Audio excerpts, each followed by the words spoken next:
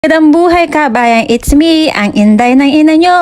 Isa tayong OFW dito sa Hong Kong. Kailangan natin pahalagaan ang ating katawan. Dapat laging malakas at iwas sakit, kabayan. Pinapakilala ko po sa inyo ang Santi Barley. Ano nga ba ang benepisyo ng barley? Una, improves immune system, boosts energy and stamina.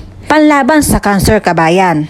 Reduce cholesterol, move toxins, aids digestion, promotes bone and dental health, prevent anemia and fatigue, proper kidney function, reduce inflammation, have anti-aging properties for pimples and skin disorder.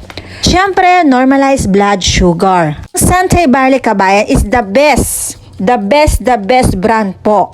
Certified pure organic barley grass from New Zealand, kabayan. Save ka dito, kabayan. Ano po itong box na powder natin sa Santi Barley ay nasa 30 sachet ang laman po ito. Proper way pag-inom ng Santi Barley. 2 times a day, kabayan. Sa umaga, dapat pagising mo, inom ka na, ganun.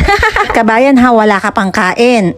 Bayan, kalahating tubig lang po ng baso natin ha. Huwag masyadong punuin.